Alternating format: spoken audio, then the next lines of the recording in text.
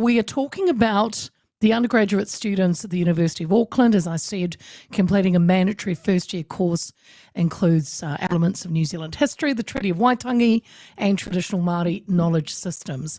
Now, students do appear to be divided on the issue. Some are questioning its relevance, but others acknowledge the value of learning about the country's past. Launched in early March, the Waipapa Taumata Rau, or WTR course, is mandatory for all first-year undergraduates. A university spokesman said more than 7,000 students, including international students, of course, are expected to take the course this year. Parmjeet Parmar, ex-tertiary education spokesperson, has called on the university to scrap this WTR course, and she joins me now. Parmjeet, good afternoon.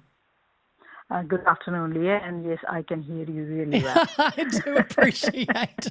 Yeah, I've got some of my lovely listeners all good in Wanaka. Yep, Upper Hutt, Leah, you're coming in loud and clear in Black Balls. So that's great. Thank you very much. Great. Just very quickly, Parmjeet, now you were in India. Were you part of the Chris Luxon delegation?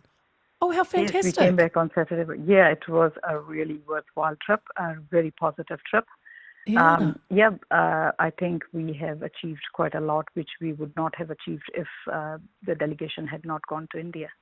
That's brilliant. Are you feeling all right, but jet lagged? I mean, it's a trip and a half, isn't it?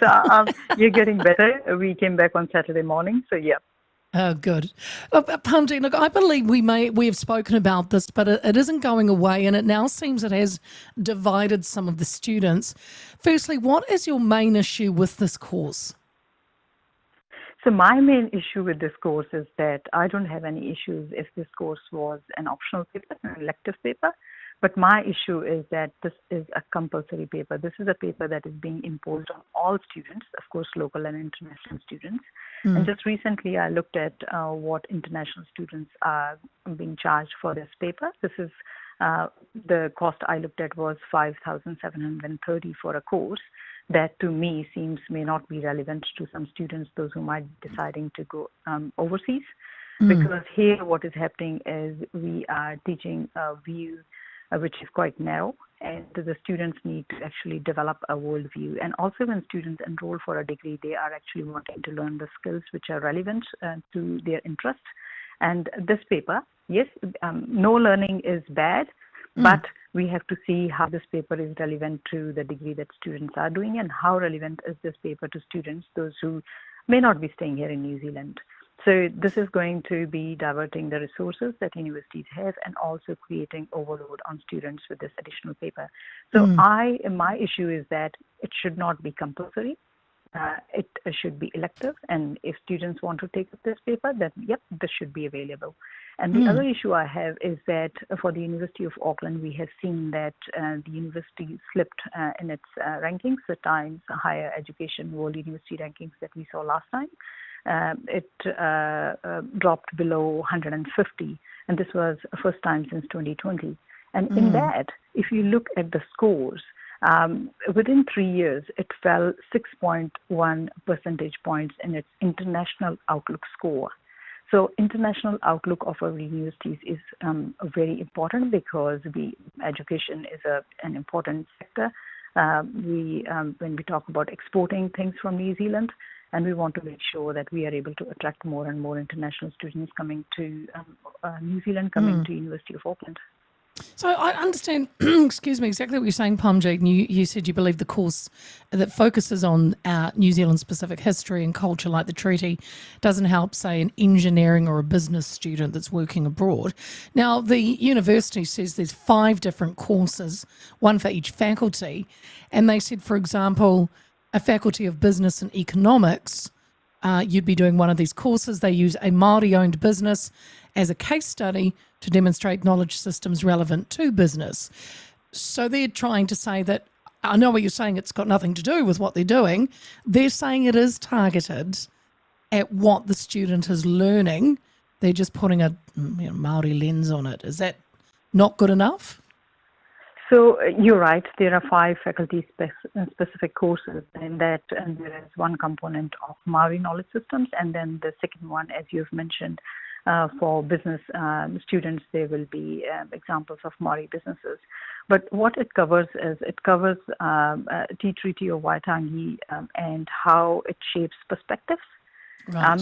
In my view, the students need to have global perspective because we want our students to excel, not just here in New Zealand, but internationally as well. And we want to utilize their time at university to learn the skills they really want to learn. So this is something that is being imposed on students. So if it was elective, if there are some students, those who want to study this paper, they can take this paper, but other students may not be interested. So I just want to see that our university remains interesting and relevant to students. Yeah, that is interesting because the university goes on to say that the skills and the understanding that students gain from the course would be applicable wherever in the world they worked, but you're not buying that. That's right. And Leah, can I share something with you? Sure. This is a very recent development. So I have drafted a bill because I have been considering how do I tackle this issue, because as you are aware that government has given direction to public service that everything should be based on need, not race. Yes. So on that basis, I was thinking, how do I tackle this issue? And I fully understand the autonomy of universities. And then finally, I have concluded that I will need a legislative mechanism to resolve this issue. So I have drafted a bill which just went through our caucus this morning. So the caucus has approved my bill. Oh, fresh and you are off the first blooming one caucus outside. bill. Oh, yes. You're the Fantastic. first one outside of the ACT team to hear about my bill. So this bill is going to be called the Education and Training Equal Treatment Amendment Bill. And what it's going to do is it will amend the Education and Training Act 2020. A new section will be inserted. So in short, what we want is any public funding that goes to tertiary education institutions should be utilized in a race-neutral manner. So having said this, resources can be allocated on the basis of other factors. For example, if students are needing some additional academic support or there are issues with geographic location, economic status, or disability. So, and I also should add, if a private organization, for example, any business, any trust, any charity or EV comes along and says we want to give money to an institute and this should be given out as scholarships to Maori students or any kind of criteria they decide, that will be totally fine. So what I'm trying to do is I'm trying to see how the public funding is used. And that's where, when the public funding comes in, I want to see that institutes are using that public funding in a race-neutral manner. And so the benefits which I don't want being passed on to students on the basis of their race or ethnic origin includes scholarship, grant, or any other financial assistance, housing, designated spaces, any other benefit, entitlement, or opportunity. So this is a brand new bill which has been just drafted. I've drafted it's a big one. and approved by caucus. And now I know you will ask me what's the next step. But I'll answer that question. So the next step I'm thinking is that I will be writing to the minister in charge to see if the minister will be willing to adopt my bill. Yeah.